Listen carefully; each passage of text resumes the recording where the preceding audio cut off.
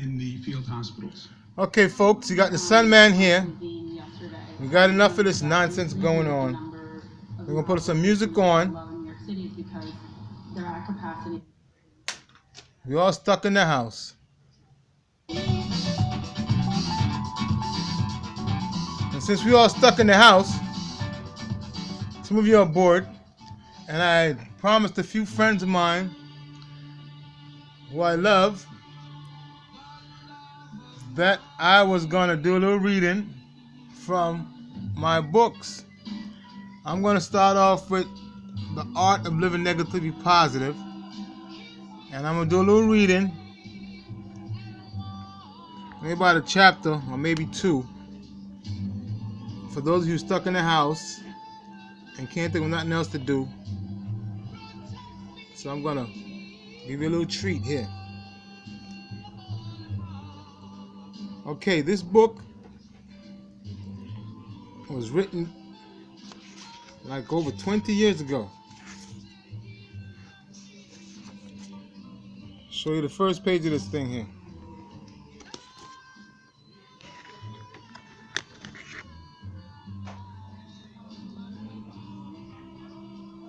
Alright, see?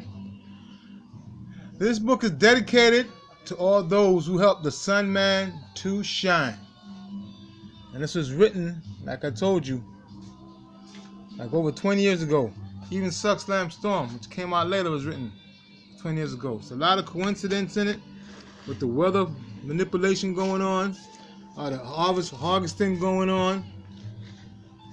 It's a whole lot of things in here that's apropos to today. So with that note, I'm going to read for my quarantine folks.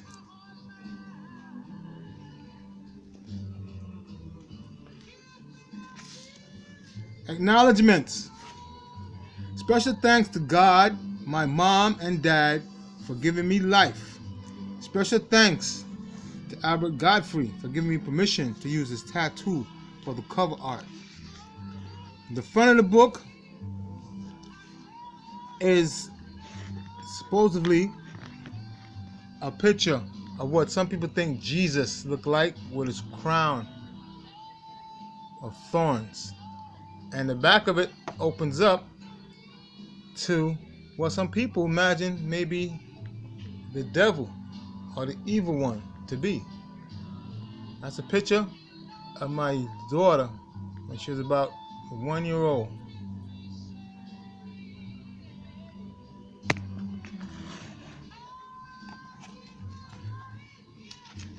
Okay, I don't like to go live because things can happen. But anyhow, this is closest to live you're going to get.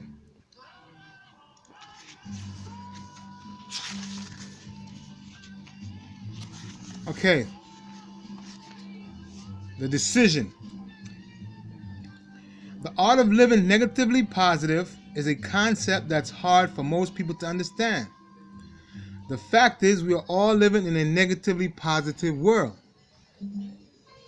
From inner space to outer space, it's all negatively positive. Just like anyone can see, and any scientist or mathematician will tell you, nature or God does not make squares. Only man makes squares.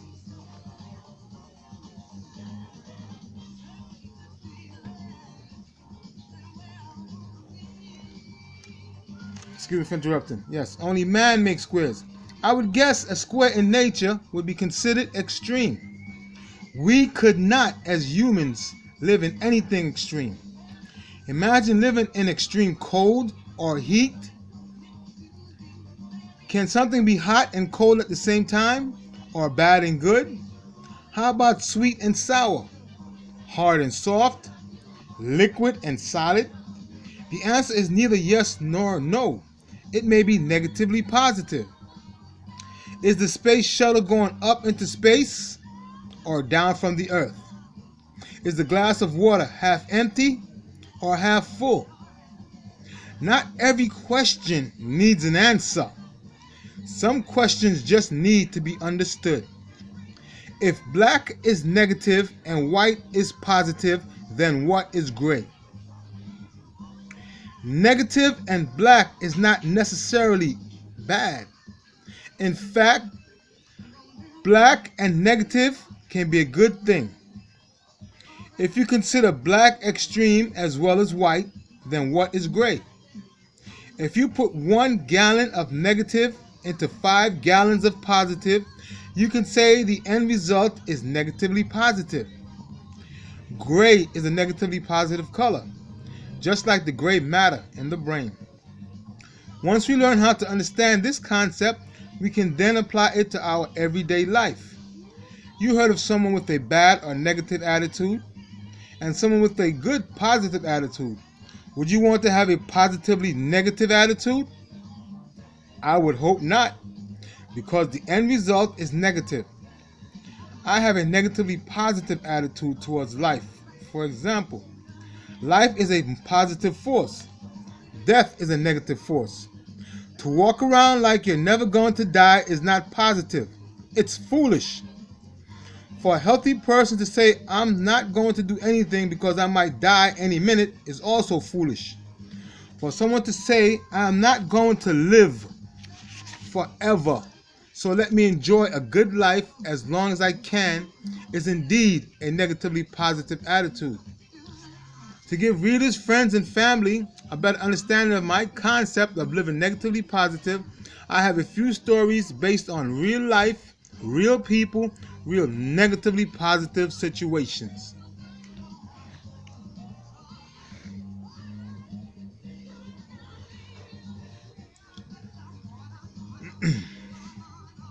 A young girl came home from school running and crying because the other girls pushed her down in the mud.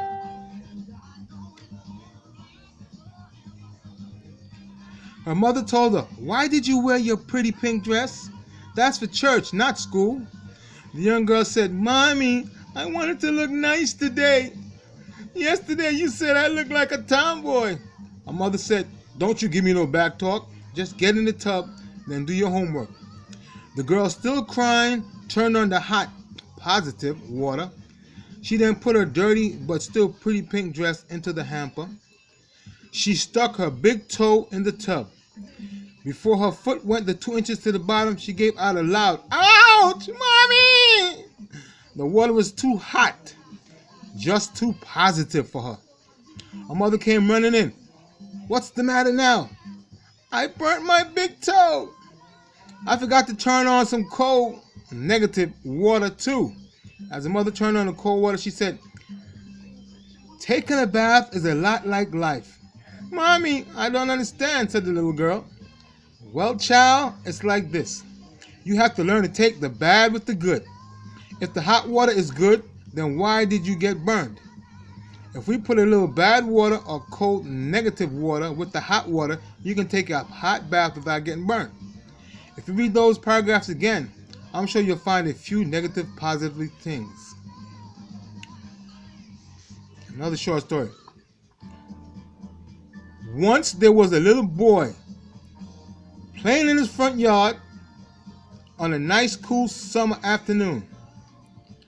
The boy was too busy pulling off the legs of spiders and dropping them into an ant's nest to notice the neighbor's dog chasing a scared kitten up a tree.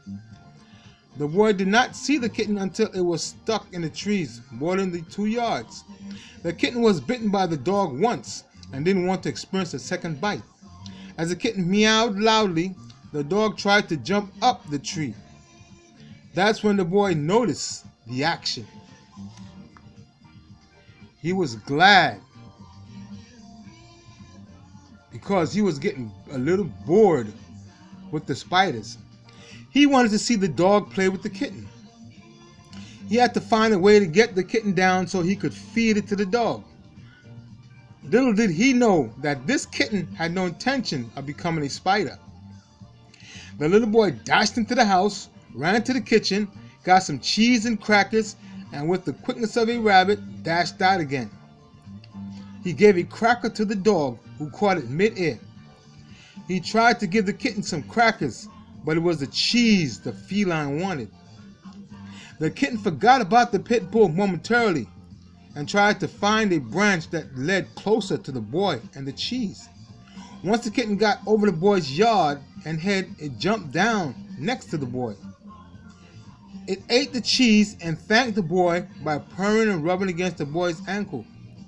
The boy picked up the cat and rubbed it while the jealous dog watched.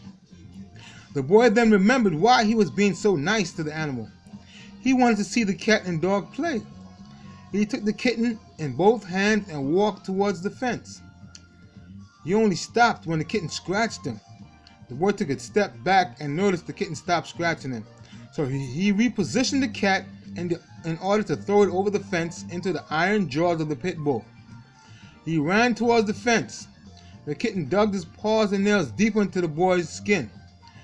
The closer he got, the deeper and stronger the kitten held on. By the time the boy got to the fence, he was in so much pain that he could not throw the cat over the fence. Instead, the kitten landed on top of the fence and was able to get a good deep revenge scratch at the boy's nose and jump back into the tree.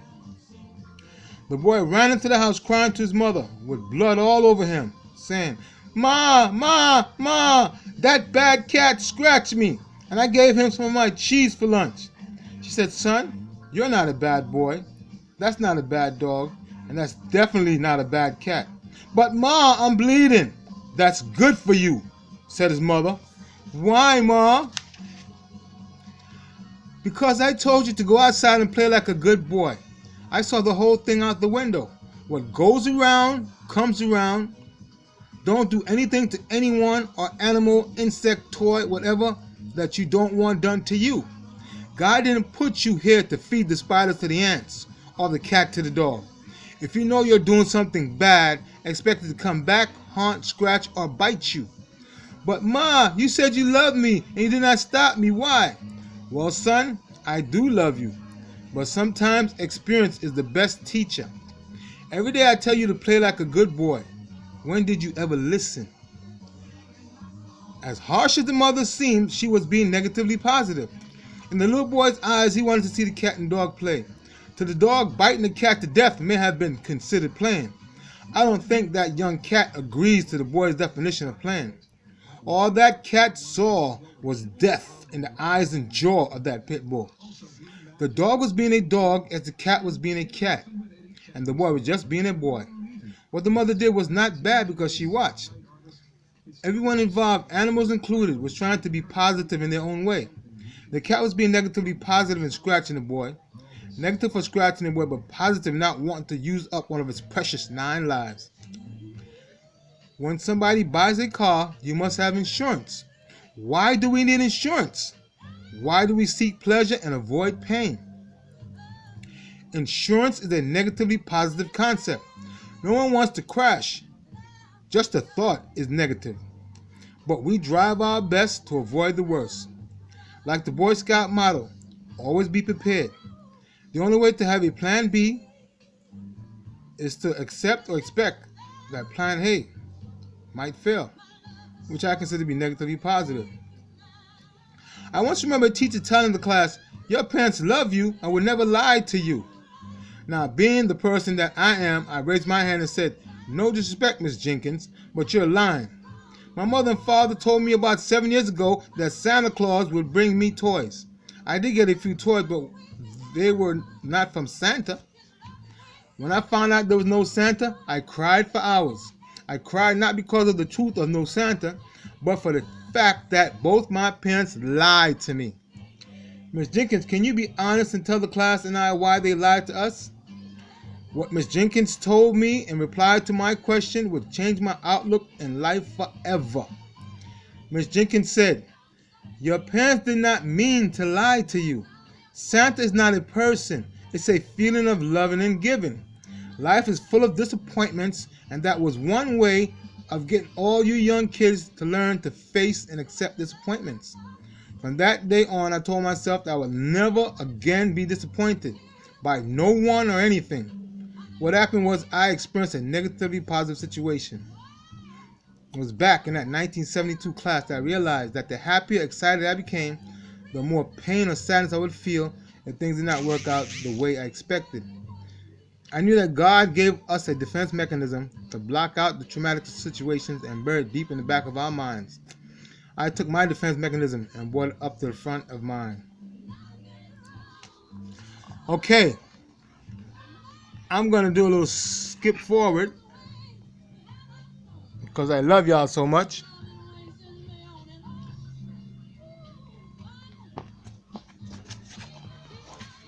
I'm going to skip just into a page, The Decision. This whole book is really a decision. Part 1 is negatively positive is called The Decision. And part 2 of negatively positive is called The Suck Slam Storm. Okay, so let's go back to the decision. Once there was a young man who just refused to go along with the program of everyday ghetto life. His circumstance was like most young boys of Brownsville, Bedford, Stuyvesant, East New York, or any other housing project. He might have grown up without his dad, like most other young boys. However, unlike most of the young boys, he was not a gang member. He didn't hang out on the street corners, and neither did he drink beer nor smoke weed. He made a decision to go to school and learn a trade. He was the only child. Some might say that he was spoiled because of that. Well, be that as it may, when this particular young man made a decision, bad or good, he stuck to it. He was called names like nerd, bookworm, but what he hated most was Mr. Potato Head. It was tough enough running to and from the school bus every day, but being called Mr. Potato Head sure did hurt. He did not have any brothers to pave the way for him. He was bused to a white neighborhood for a better education. His mother said, even if they don't talk to you, listen. The white people will teach their own better than us. If you are there, all you have to do is listen, and you will learn. He knew his mother was right. In order to get a good education, he had to run through a white neighborhood gang as well as his own black neighborhood gang. This running back and forth could not go on forever.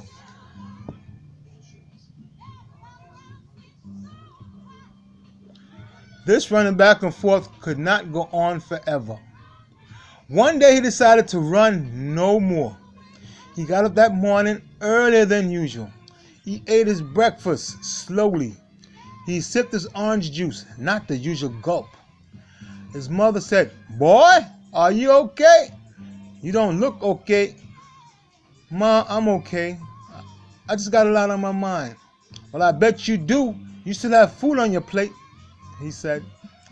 "I'm full, Ma," as he got up from the table. He gave his mother a big, long hug, as well as the usual kiss. She said, "I can't ever remember getting a hug for breakfast." He smiled and said, "See you, Ma. I better get going." She said, "The bus won't be here for another 15 minutes. He closed the door slowly this particular morning.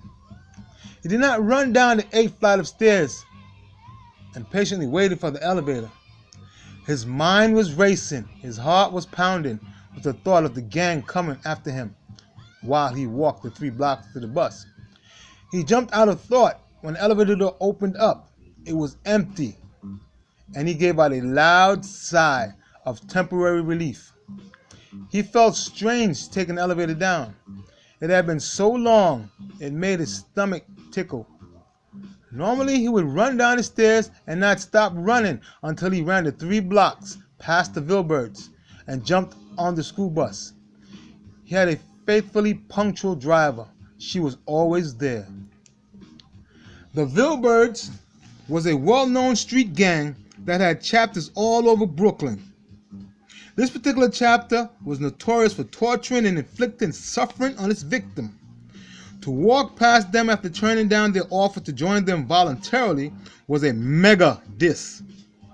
In those days, when you disrespect a Vilbert, you better have the bones or vipers in back of you. This young man made a decision that just might kill him. But be that as it may, the decision was made.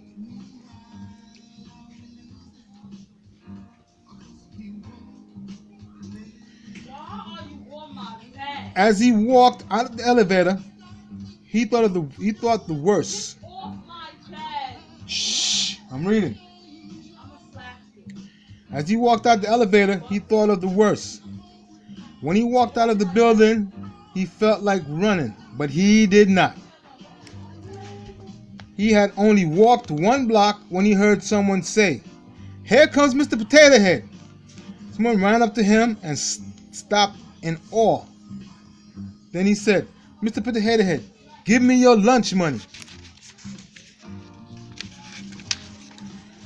He just kept on walking fast, but never did he run. After the second block, he was surrounded by 5 or 6 Vilbirds. They could have stabbed or shot him anytime they wanted to. He just kept his stride. Then 2 of the toughest Vilbirds stepped to him. One slapped him in the back of the head repeatedly till he got near the bus. He still did not run.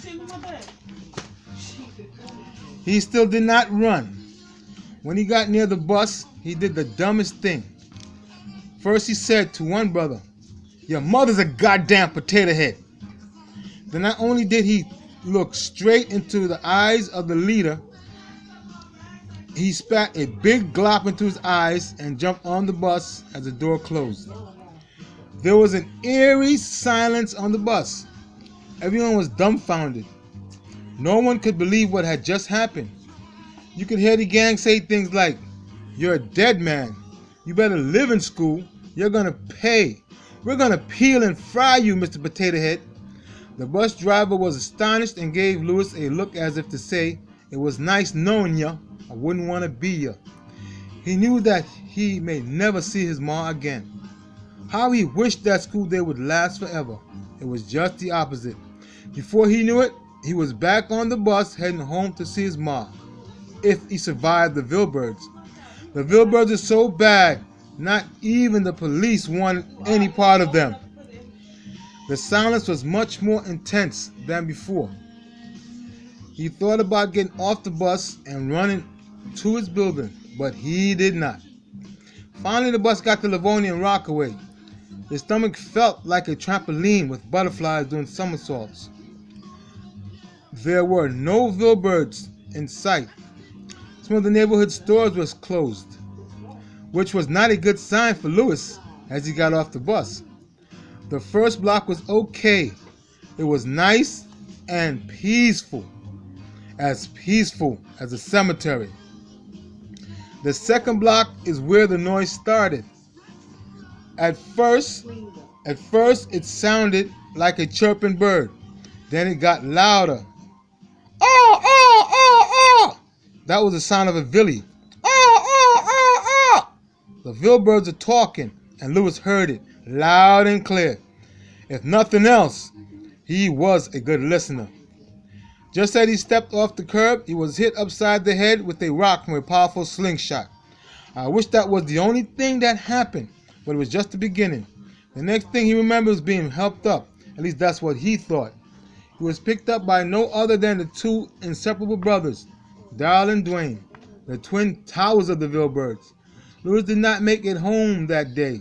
He was beaten, stomped, punched, kicked, and spat on by at least 5, while 10 watched. He was then dragged to an open lot. He was too weak to stand up, so he could not run through an Apache line. Someone said, "Let's stab him." "No," said Darrell, "let's shoot him and get it over with. No one disrespects a Vilbird. Nobody." "No," said Dwayne, "that's too easy and too quick. Let him die slowly. Let's hang him."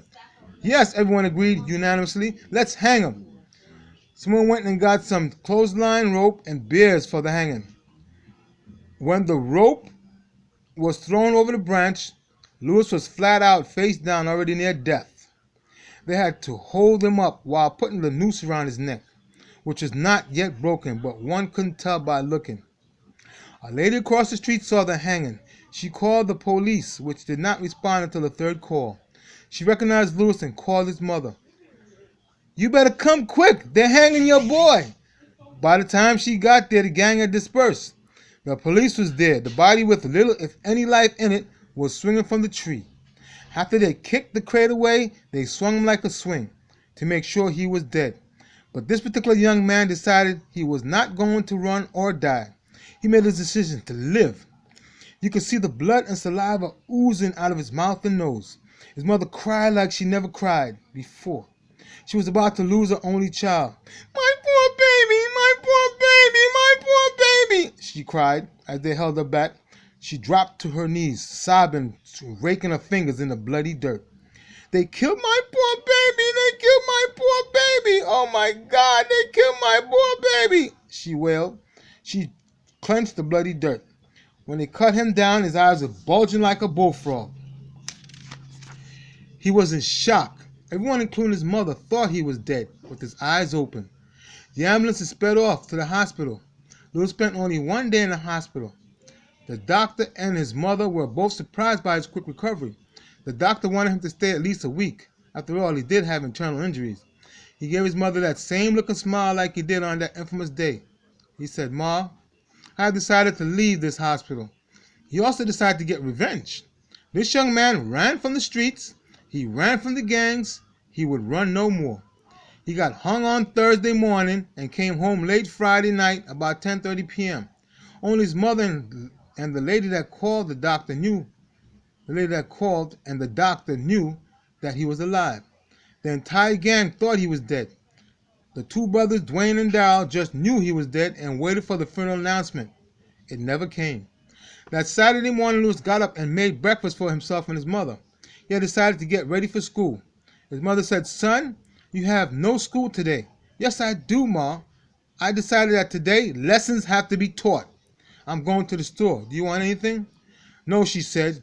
"You don't need to go outside." "Yes, I do, Ma. If I don't go now, I'll never go." With that, he looked at his ma and smiled that strange smile and said, "I'm dead, remember? They killed me. I have decided to come alive." Without saying another word, he grabbed a pen, a book, and left. He knew that on Saturday the gang would be coming out to celebrate his death. He walked into the store.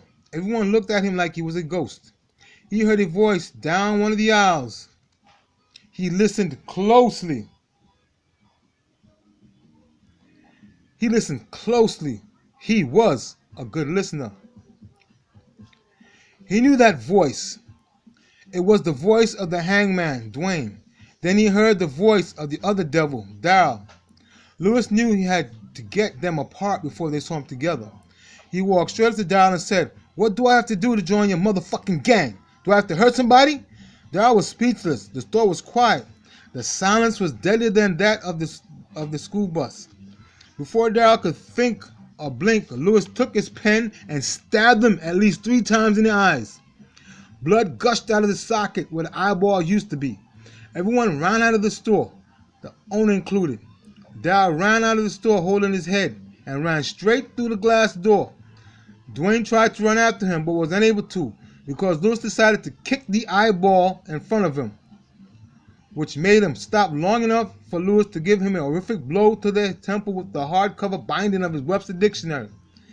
Then Lewis grabbed Dwayne around the base of his neck and said, "Do you still want me to join your goddamn motherfucking gang, huh? Answer me." Dwayne never answered. His windpipe was just about crushed from the powerful headlock. Lewis decided that he was never going to let go. Dwayne was able to drag himself through the broken door. The eyeball came out with them. Glass was all over the place. Blood was inside and outside. Lewis decided that Dwayne would taste his own medicine. He jumped up and bent his knees so that when he came down, Dwayne's neck snapped like it was in a hangman's noose. When the police came, it took 7 of them several minutes to pry Lewis's hands from around the Vilbird's lifeless neck.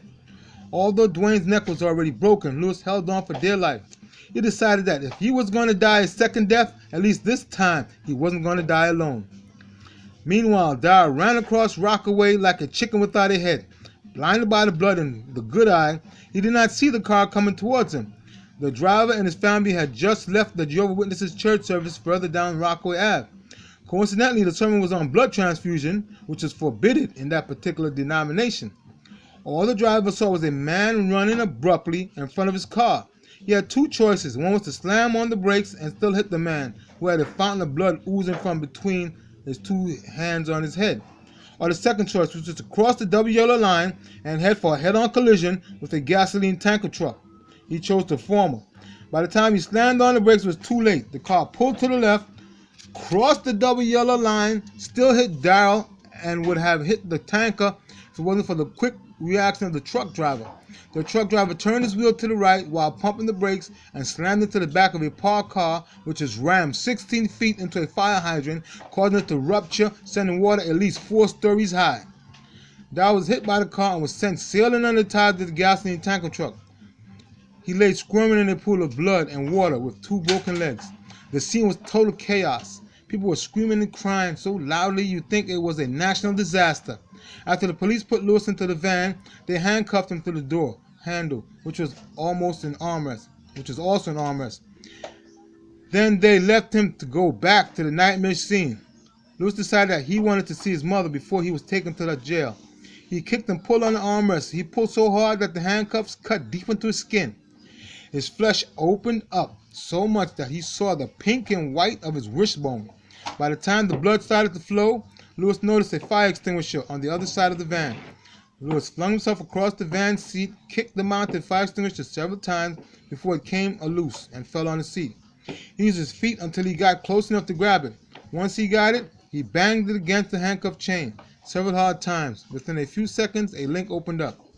No one noticed Lewis when he opened the sliding van door. They were all too busy checking out Dwayne lying in the sidewalk with his broken neck and Darrell's body underneath the gasoline tanker truck when the ambulance came.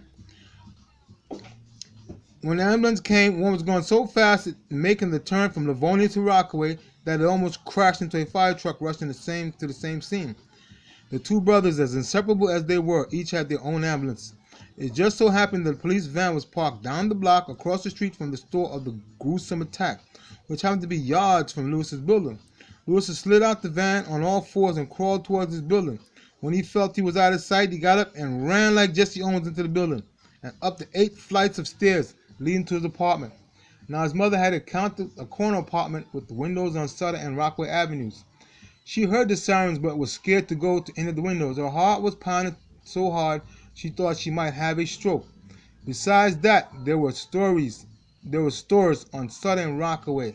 She did not know which of the stores her son had gone to, but she knew those sirens were for him. Why did he have to be so stubborn, she thought.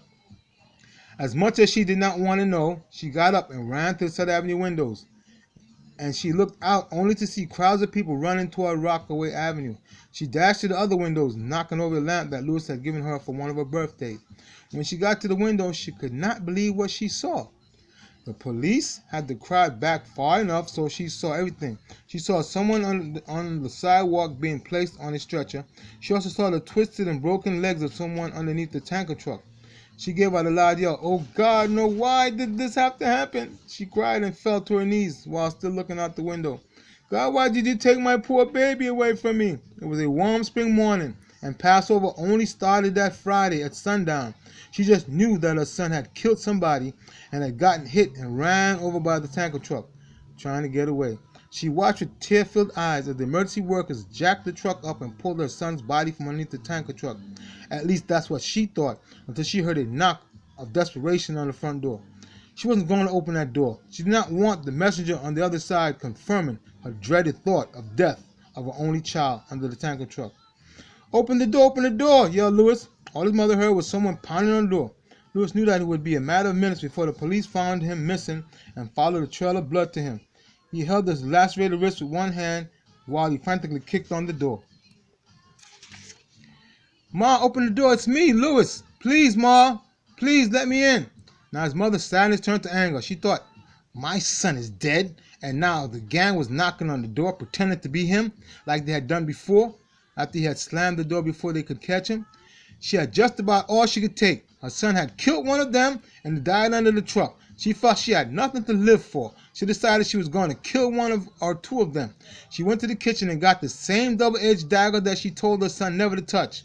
Lewis kicked and yelled, "Ma, open the door." He was about to kick again when the door suddenly opened up and a crazed woman lunged at him with a knife.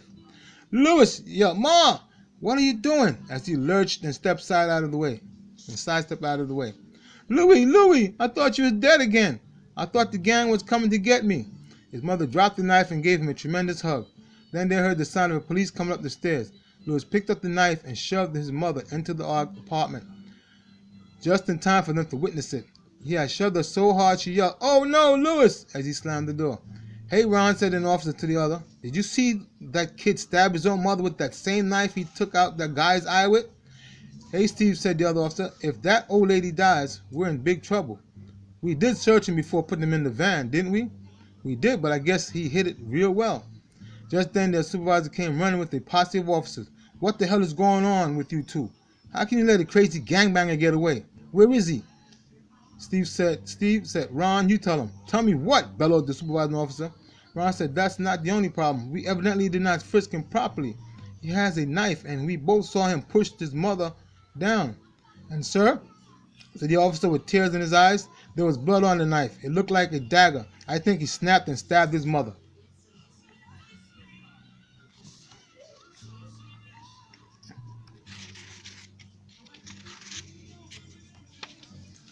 "We heard a scream. No, Lewis, no, please don't."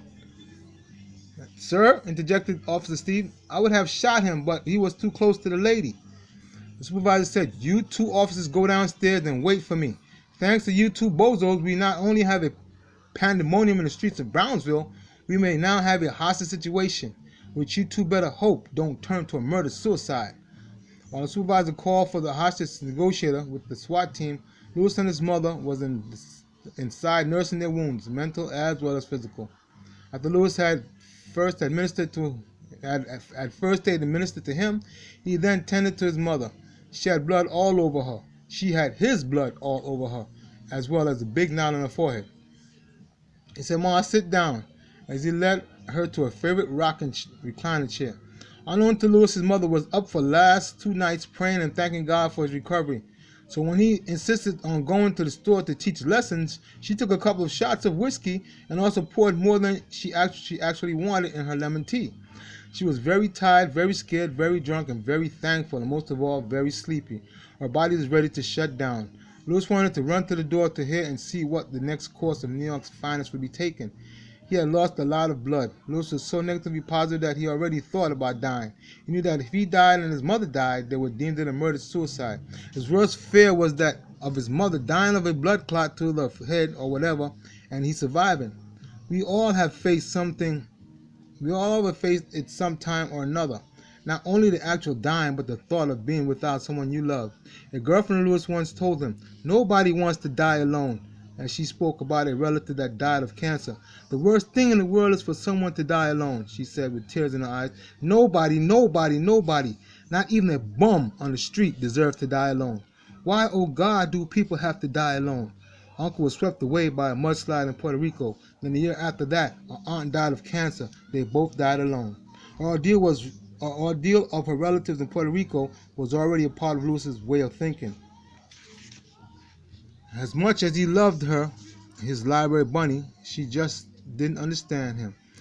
She took offense when he said to her, while she was still weeping and hurting for her relatives, "What you're actually saying is, since we're all going to die eventually, prepare to die alone or don't die lonely and uncomfortably." She stormed out the library that particular day, not because of what Lewis said, but Juanita felt that the young man she loved was treating her situation like a geometric or logistical equation. Be that as it may, the decision was made. Okay, folks, I'm going to leave it right there. It's called The Art of Living Negative Positive. Part 1, the decision. And part 2, the Suck Slam Storm. You can order it on Amazon.com or Xlibris.com. Ebooks available for a couple $. You can get yourself some copies and while you're doing quarantine. And be safe, be well. Stay positive. All right? You may have a little bit of water, but you have water. All right? So always look for the bright things in life. No matter what your situation in life is, remember, it could have been worse. All right? So take care. Sunman loves you. Peace, blessings, stay healthy, be wise.